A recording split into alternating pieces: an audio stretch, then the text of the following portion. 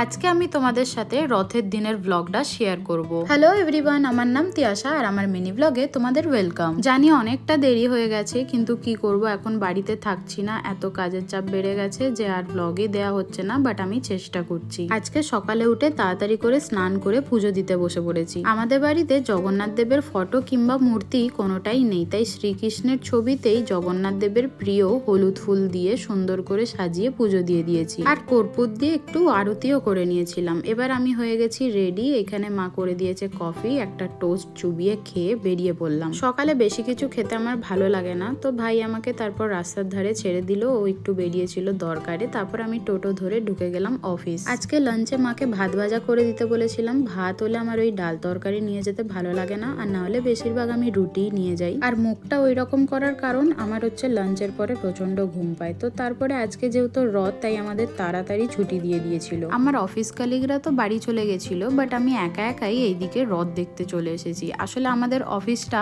একদম মাহেশ, আর সবাই তো রথ নিয়ে বেরিয়েই পড়েছে। আর এই বাচ্চাটার রথটা দেখো কি সুন্দর, আর জগন্নাথ বলরাম আর সুভদ্রাকেও খুব সুন্দরভাবে সাজিয়েছিল। এইদিকে আমাদের মাহেশের রথ টান কিন্তু শুরু হয়ে গেছে, এই দেখো। আর সেই দিন কিন্তু ভাইও ডিউটি থেকে তাড়াতাড়ি চলে এসেছিল, তাই ওকেও ডেকে নিলাম। তোমাদের একটা জিনিস বলি শোনো, আমার কিন্তু এইখানেই বাড়ি, তার সত্ত্বেও কিন্তু কোনো বছর আমাদের এই ঐতিহ্যপূর্ণ মাহেশের রথ দেখতে আসেনি। শুধুমাত্র এই ভিড় আর ঠেলাঠেলির ভয়েতেই। দেখতে পাচ্ছ কতটা ক্রেজ আর কত পরিমাণে ভিড়। সে যে কি পরিমাণে ভিড় আর ঠেলাঠেলি সেটা আমি বলে বোঝাতে পারবো না, তোমাদেরকে এসেই সেই এক্সপিরিয়েন্সটা নিতে হবে, না হলে বোঝানো দায়। আমাদের যে কি অবস্থা খারাপ হয়ে গেছিল সেটা আমরাই জানি। তবে রথটা দেখতে আমার খুবই ভালো লেগেছে। ওপরে জগন্নাথ দেবকে দেখতে পেলে তার সাথেই কিন্তু সুভদ্রা আর বলরামও আছে। তারপর ভাই আর আমি খুব কষ্ট করে ভিড় থেকে বেরিয়ে এত হাঁপিয়ে গেছিলাম যে একটু আখের রস খেলাম। তবে এই সময়ের আখের রস খাওয়ার ডিসিশনটা খুবই খারাপ ছিল।